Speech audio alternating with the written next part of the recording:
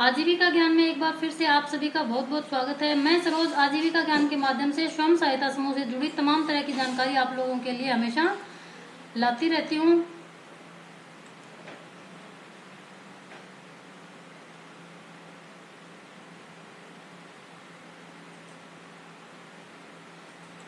Video के माध्यम से बताती रहती हूँ ताकि मेरी लास्ट ग्रास रूट पे बैठी मेरी बिल्कुल गरीब ग्रामीण महिलाएं जानकारियों के बारे में जान सके तथा अपने स्वयं सहायता समूह से जुड़ी रहे और अच्छे से अच्छा काम करती रहे। जिन माता बहनों ने समूह बना लिया है, स्वयं सहायता समूह से जुड़ी हुई हैं, उनको बहुत बहुत बधाई। तथा जिन्होंने अभी तक नहीं बनाया है या मन नहीं बनाया है, जिन्होंने अपना समूह नहीं बनाया है, जो गाँव में रहती है, सोच रही होंगे कि जाने ये क्या है, क्या ये सही है कि नहीं, सरकारी है कि प्राइवेट, पता नहीं क्या है, भ्रमित करने जैसा तो कुछ नहीं है। वो भी किसी न किसी SHG यानी सेल्फ हेल्प ग्रुप, इसको हिंदी में स्वयं सहायता समूह बोलते हैं, उससे जुड़ जाएं, क्योंकि ये भारत सरकार की राष्ट्रीय ग्रामीण आजीविका मिशन योजना के अंतर्गत अलग अलग राज्यों में अलग अलग आजीविका योजना के तहत बनाए जा रहे हैं। अब आप किस राज्य में रहती हैं वो तो आपको वहाँ पता करना होगा कि आपके वहाँ पे इस योजना का नाम क्या है। ये बिल्कुल सुरक्षित और सही है। इन समूहों के माध्यम से आप अपनी छोटी छोटी बचत 10 रुपए 20 रुपए वीकली जमा तो करती ही हैं, सरकार भी आपको अनुदान राशि के रूप में सहयोग करती है तथा आप इन पैसों की मदद से किसी भी तरह का अपना रोजगार का कार्य कर सकती हैं। समूह से जुड़ने के बाद आपको आजीविका मिशन के तहत नौकरियां भी मिलती है जो कम्युनिटी कैडर की ही होती है। और अगर आप ज्यादा पढ़ी लिखी हैं तो ब्लॉक पदाधिकारियों एवं राज्य में भी कई तरह की पदाधिकारियों की नौकरियों का भंडार आपको मिलता है। आपका जो मन करे, जिस क्षेत्र की नौकरी आप या रोजगार आप करना चाहें आप कर सकती हैं। स्वयं सहायता समूह से जुड़ने के बाद चॉइस आपकी होती है कि आपको कम्युनिटी कैडर की नौकरी करनी है या फिर आपको अपना व्यवसाय करना है, वो आपकी चॉइस होती है। मैं राजस्थान से बिलोंग करती हूँ, तो राजस्थान में इस योजना का नाम राजीविका है। राजस्थान में इस आजीविका योजना के तहत जो समूह बनाए जाते हैं वो राजीविका योजना के अंतर्गत बनाए जाते हैं। इस योजना का नाम राजस्थान में राजीविका है। आज हम बात करेंगे कि राजस्थान जल क्षेत्र आजीविका सुधार परियोजना RWSLIP क्या होती है। राजस्थान राजीविका की एक योजना है RWSLIP। ये क्या है, इसके बारे में पूरी जानकारी मैं आपको बताने वाली हूँ, जैसे कि आपने थंबनेल देखकर आप आए हैं। इसके अंतर्गत कौन कौन सी गतिविधियां होती है या क्या क्या कार्य इसके अंतर्गत होते हैं। जल संसाधन विभाग के सहयोग से वित्तीय राजस्थान जल क्षेत्र आजीविका सुधार परियोजना RWSLIP के तहत गतिविधियों का क्रियान्वयन किया जाना है। वैसे तो ये योजना पूरे राजस्थान में राजीविका योजना के तहत लागू है, लेकिन जिन जिलों में समूहों, ग्राम संगठनों एवं क्लस्टर लेवल फेडरेशन के तहत काम अच्छा चल रहा है एवं काफी समय से हो रहा है, वहां पर ही राजीविका ये योजना के तहत क्रियान्वित है, यानी ये योजना अभी काम कर रही है।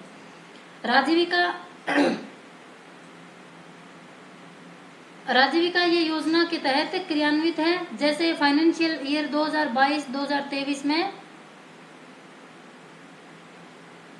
इन जिलों में ये परियोजना लागू अभी तक है। ये कौन कौन से जिले हैं इनके बारे में हम देख लेते हैं। अजमेर, अलवर, बारा, भीलवाड़ा, बूंदी, कोटा, झालावाड़, टोंक, सवाई माधोपुर, करौली, भरतपुर, धौलपुर, सीकर, हनुमानगढ़, श्रीगंगानगर, पाली, सिरोही, उदयपुर, डूंगरपुर, प्रतापगढ़ एवं चित्तौड़गढ़। अभी तक इतने राजस्थान के जिलों में ये परियोजना लागू है। बाकी जहां जहां समूह बनते जा रहे हैं, क्लस्टर बनते जा रहे हैं ग्राम संगठनों के तहत, और ये योजना धीरे धीरे सभी जिलों में क्रियान्वित हो जाएगी, यानी लागू हो जाएगी। वैसे तो लागू ही है, पर जहाँ पे समूह कम है, क्लस्टर अभी तक नहीं बने हैं और क्लस्टर यहाँ तक नहीं पहुंचे हैं, वहाँ ये योजना अभी तक काम नहीं कर रही है। तो जल्दी से जल्दी अपना समूह बनाइए, उसके बाद ग्राम संगठन बनाने के अपने गाँव में बोलिए, ब्लॉक पर, और उसके बाद आपका CLF बन जाएगा। CLF में अच्छे से काम करने लग जाओगे आप, 1-2 साल हो जाएंगे क्लस्टर को बने, तब ये योजनाएं आपके वहाँ ब्लॉक में आ जाएंगी। तो अब इस योजना के बारे में बात कर लेते हैं कि ये योजना क्या है। राजस्थान जल क्षेत्र आजीविका सुधार परियोजना RWSLIP के अंतर्गत परियोजना क्षेत्र के चयनित गांवों में राजविका द्वारा गठित स्वयं सहायता समूह के चयनित परिवारों के उचित पोषण प्रबंधन हेतु पोषण वाटिका यानी न्यूट्रिशन गार्डन एवं आय संवर्धन हेतु सब्जी उत्पादन जो बेसिक वेजिटेबल्स अपनी होती है उन गतिविधियों को प्रोत्साहित किया जाना है इस योजना के अंतर्गत। अभी इस योजना के दिशा निर्देश देख लेते हैं। सबसे पहले लाभार्थी का चयन कैसे होगा। लाभार्थी का चयन निम्नानुसार किया जाएगा। नंबर 1, स्वयं सहायता समूह का सक्रिय सदस्य होना चाहिए, यानी आप समूह से जुड़ी हुई है और आप एक्टिव हो या आप सक्रिय हो। नंबर 2, लाभार्थी के परिवार की कृषि योग्य भूमि RWSLIP के कमांड क्षेत्र के अंतर्गत होनी चाहिए। नंबर 3, गांव एवं लाभार्थी का चयन BPM राजीविका एवं TA RWSLIP के द्वारा संयुक्त रूप से किया जाएगा।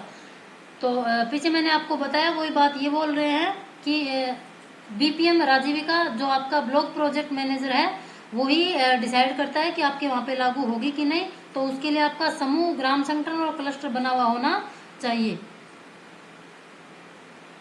इसमें दूसरा है कृषि आजीविका संदर्भ व्यक्ति यानी ARP का चयन कैसे होता है। अब ARP का मैंने पहले वीडियो डाल रखा है कि ARP क्या होते हैं, कैसे चुने जाते हैं।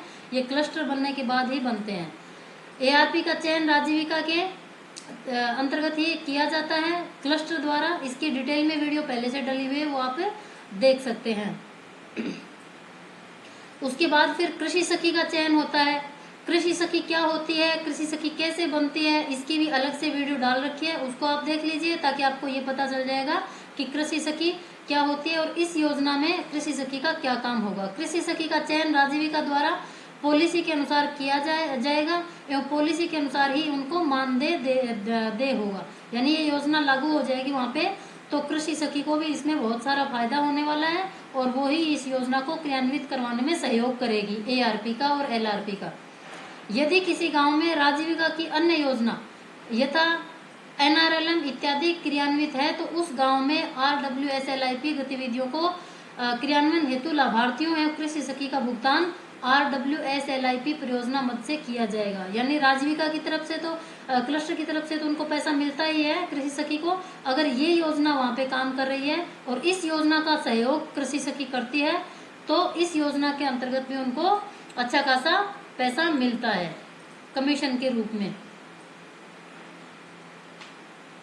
प्रत्येक कृषि सखी परियोजना अंतर्गत समय समय पर आयोजित प्रशिक्षण कार्यशाला बैठकों में आवश्यक रूप से भाग लेंगी।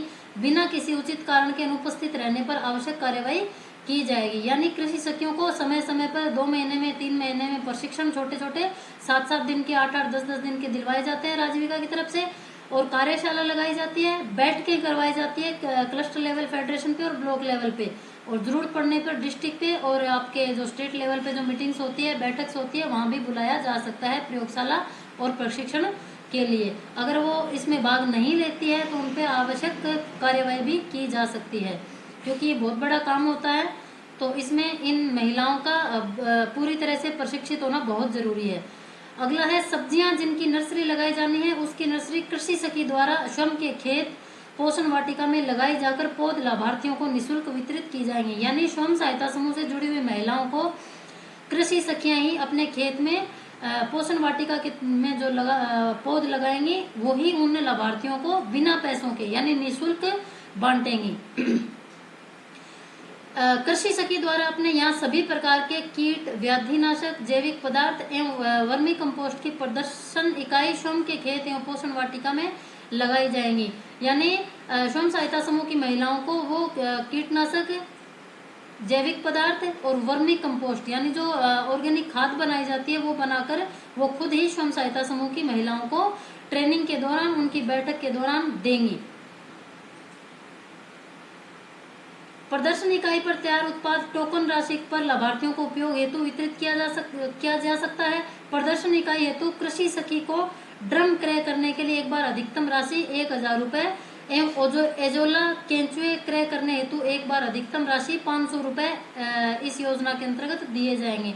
यानी जो खेतों में खाद बीज वगैरह जो डाले जाते हैं उसके लिए और 1000 रुपए और एजोला जो घास होता है, मैंने आपको पहले वीडियो में बता रखा है कि एजोला घास क्या होता है।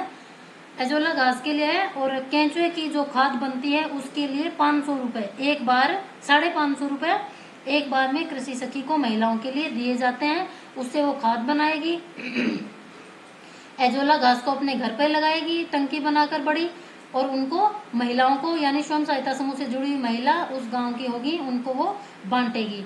अगला है लाभार्थियों का सर्वेक्षण कैसे होगा। लाभार्थियों का सर्वेक्षण संबंधित कृषि सखी द्वारा एआरपी के मार्गदर्शन में किया जाएगा। अब एआरपी है जो क्लस्टर लेवल पे होती है और कृषि सखी है वो गांव लेवल पे होती है। इन दोनों के अलग अलग डिटेल में वीडियो बनाकर मैंने पहले ही आपको बता रखा है कि ये क्या होते हैं, तो भ्रमित होने की जरूरत नहीं है। उन वीडियो को आप अच्छे से पहले देख लीजिएगा। एआरपी इनको मार्गदर्शन देगी यानी बताएगी कृषि सखियों को, और कृषि सखी गांव में समूह की महिलाओं को जाकर बताएगी कि इनके अंतर्गत क्या किया जाएगा। उक्त कार्य परियोजना के प्रारंभ में किया जाना है सर्वेक्षण प्रपत्र कृषि सखियों द्वारा समूह की महिलाओं को एआरपी के द्वारा बनाकर दिया जाएगा। एआरपी द्वारा सभी कृषि सखियों के सर्वेक्षण प्रपत्र को संकलित किया जाएगा और सर्वेक्षण प्रपत्र सीएलएफ एवं ब्लॉक स्तर पर संधारित किए जाएंगे, यानी इकट्ठे करके ब्लॉक पर जमा करवाए जाएंगे।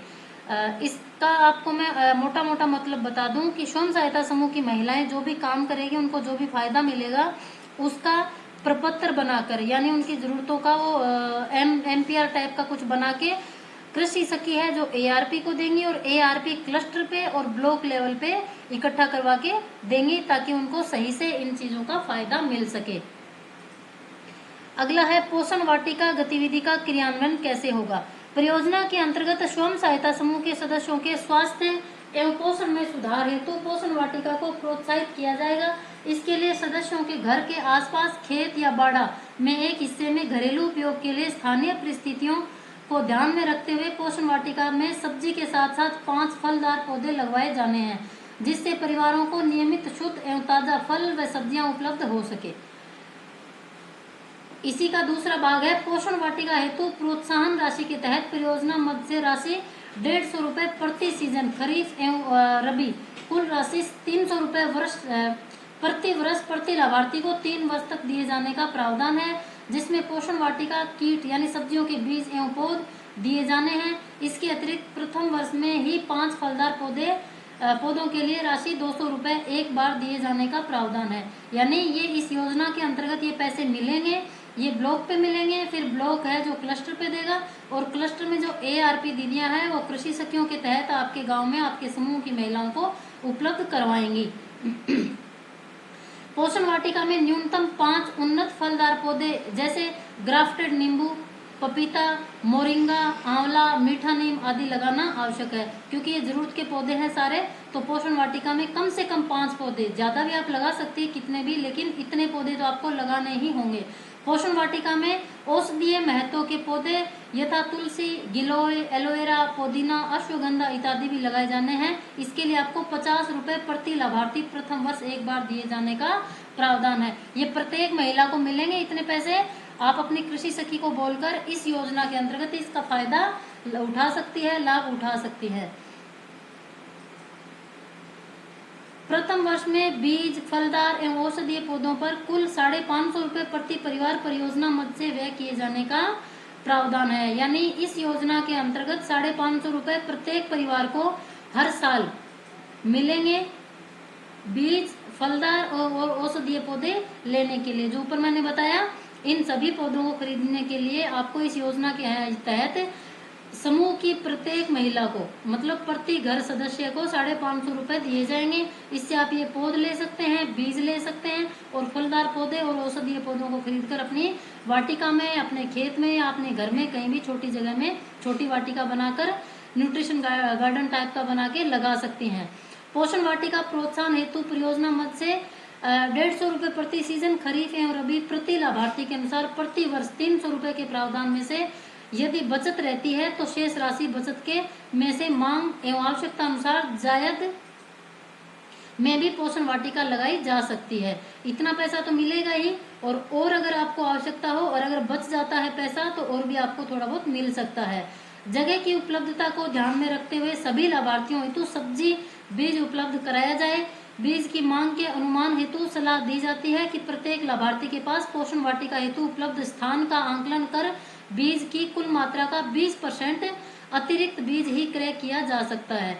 ये सारी बातें आपको आपके जो गांव में कृषि सखी है उनसे आप पूछिए, वो आपको बता देंगे कि किस तरह से क्या होगा। उनको क्योंकि उनको प्रशिक्षण मिलता है तो वो इन सभी बातों को आपको बताएंगे और आपकी हेल्प भी करेंगे ये सब काम करने के लिए।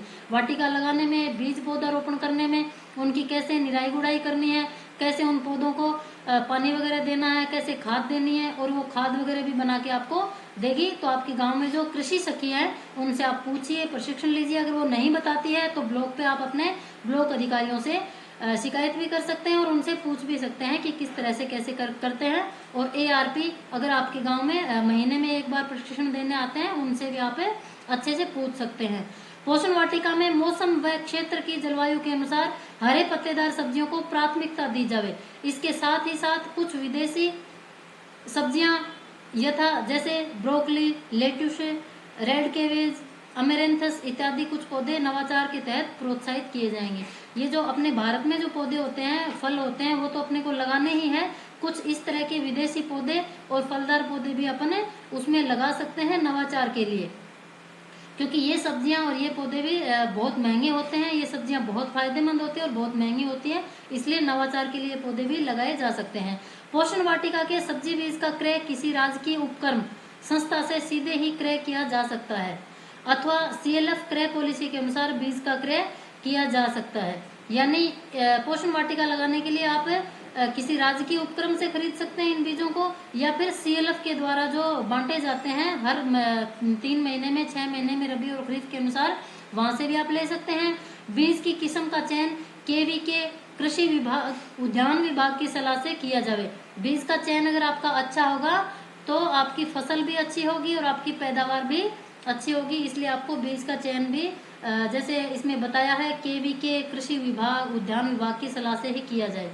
उन्नत फलदार पौधे की खरीद किसी भी सरकारी संस्था, उद्यान, वन विभाग की मान्यता प्राप्त नर्सरी से ही किया जाए। हर किसी नर्सरी से या फिर किसी उद्यान से नहीं लेना आपको, क्योंकि आपकी मेहनत बेकार हो जाएगी। अगर पौधा सही नहीं निकला तो आपको इस तरह से किसी वन विभाग की मान्यता प्राप्त नर्सरी से ही ये पौधे या फिर इस तरह के बीज आपको लेने हैं।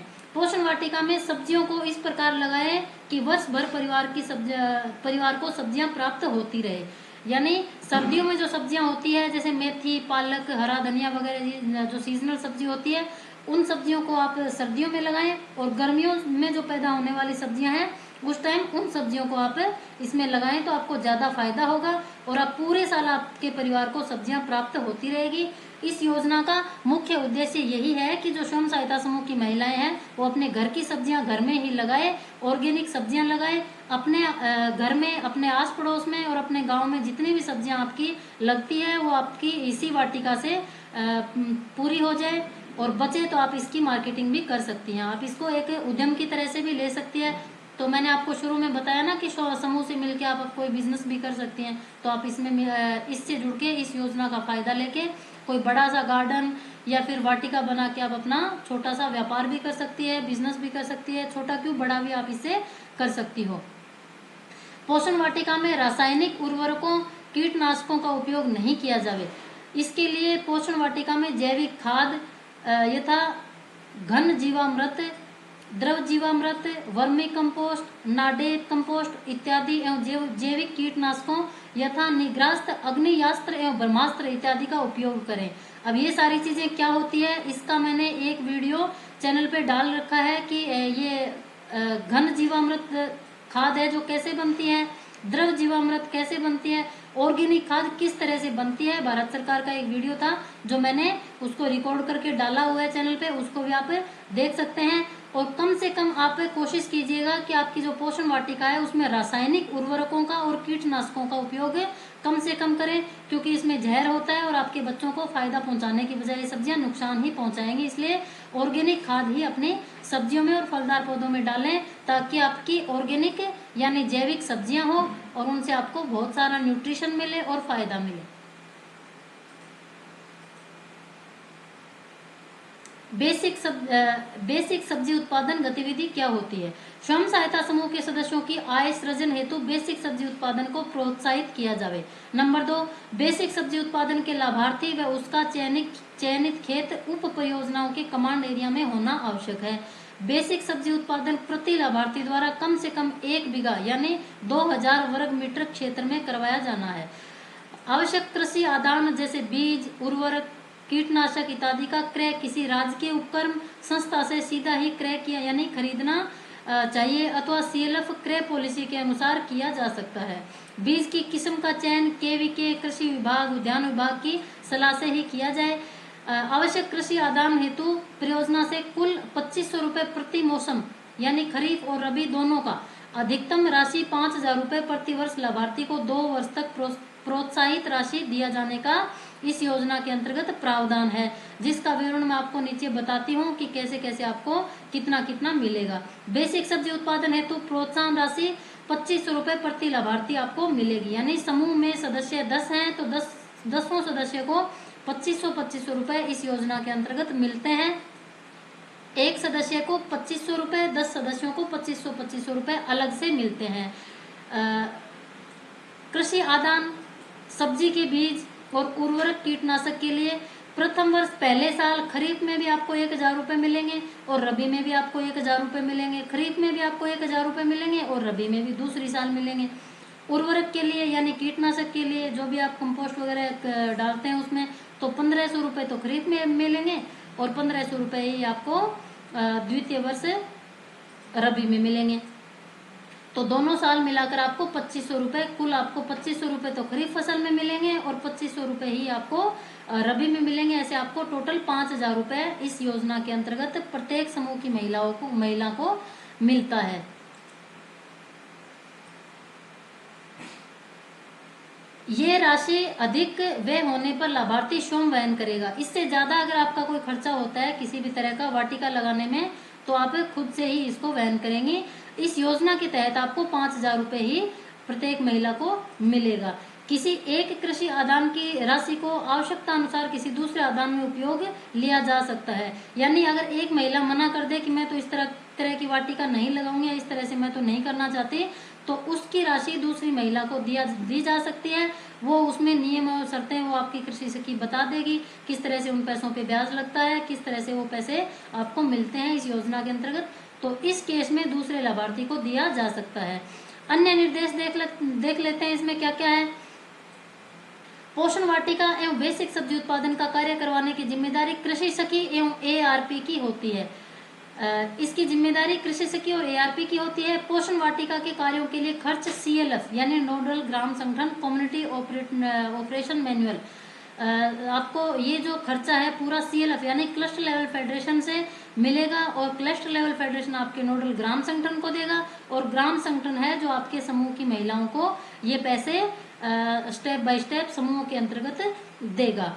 RWSLIP मद से टॉप अप सहायता अनुदान पर कृषि विभाग एवं उद्यान विभाग के माध्यम से आयोजित विभिन्न गतिविधियों तथा ड्रिप सिंचाई, स्प्रिंकलर स्थापना, PHM, डिग्गी, फार्म पौंड निर्माण, pipeline, low tunnel, INM, mulching, मधुमक्खी पालन, सौर ऊर्जा आधारित पंप, जैविक खेती, HDPE, वर्मी बैंड इत्यादि हेतु महिला समूह के सदस्यों को लाभान्वित करने हेतु राज किसान पोर्टल पर ऑनलाइन आवेदन करने हेतु प्रोत्साहित किया जावे। इस तरह की ये जितनी भी योजनाएं हैं, इस योजना के अंतर्गत जितने भी जो भी फायदे होते हैं उसका राजस्थान का एक पोर्टल है, उस पर आप देख सकते हैं। ये आपकी कृषि सखी आपको बता देगी, नहीं तो आप खुद से इस पोर्टल पे राज किसान पोर्टल पर जाकर के ऑनलाइन आवेदन भी आप कर सकती है। ऊपर मैंने आपको नाम बताए सबके, ये अलग अलग तरह के प्रोजेक्ट हैं, डिग्गी का, फार्म पौंड निर्माण का, पाइपलाइन का, लो टनल, INM, मल्चिंग क्या होती है, मधुमक्खी पालन आप कैसे कर सकती हैं, जैविक खेती कैसे कर सकती है, सौर ऊर्जा आधारित पंप कैसे लगा सकते हैं, ये सभी तरह के इस प्लेटफॉर्म पे आपको ये जो राजस्थान राज्य किसान पोर्टल है इस पे आपको मिल जाएगी सारी जानकारी।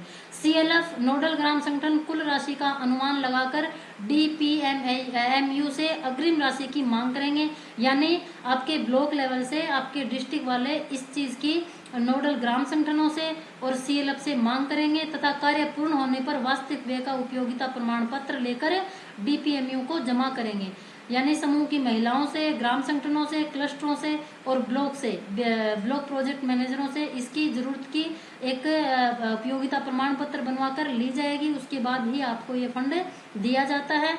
तो अगर ये आपकी योजना चल रही है आपके जिले में तो आपको ये फंड सारे मिल जाते हैं। जिला परियोजना प्रबंधन इकाई स्तर पर इस परियोजना के आय व्यय का विवरण रखना होगा एवं प्रति माह भौतिक एवं वित्तीय प्रगति राज्य परियोजना प्रबंध इकाई प्रत्येक माह के प्रथम सप्ताह में प्रेषित किया जाएगा। जिला परियोजना प्रबंधक परियोजना कार्यों का पूर्ण क्रियान्वयन करवाया जाना सुनिश्चित करेंगे तथा समय समय पर फील्ड विजिट कर कार्यों की प्रभावी मॉनिटरिंग करेंगे।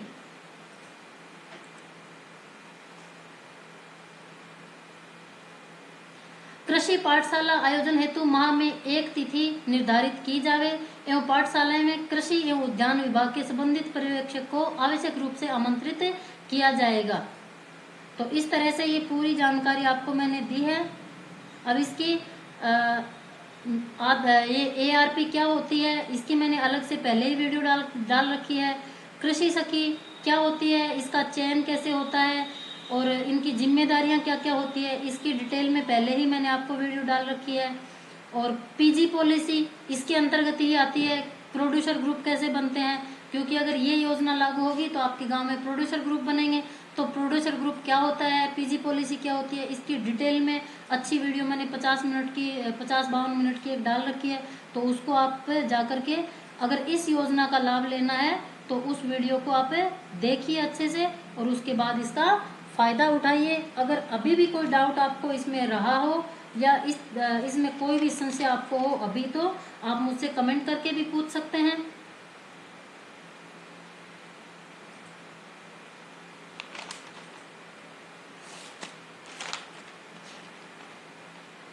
तो ये थी पूरी जानकारी स्वयं सहायता समूह की महिलाएं कैसे फायदा उठाए राजस्थान जल क्षेत्र आजीविका सुधार परियोजना का। RWSLIP योजना क्या है। अगर वीडियो पसंद आया हो तो लाइक जरूर से ही करके जाइए, क्योंकि ये वीडियो मैंने बहुत मेहनत से बनाई है, आप लोगों के लिए बहुत मेहनत करती हूँ। इस तरह की वीडियो बनाने के लिए बहुत सारी जानकारियाँ जुटानी पड़ती है। आजीविका ज्ञान की पूरी फैमिली को मेरा बहुत बहुत धन्यवाद वीडियो लास्ट तक देखने के लिए। सभी का बहुत बहुत धन्यवाद। भारत माता की जय।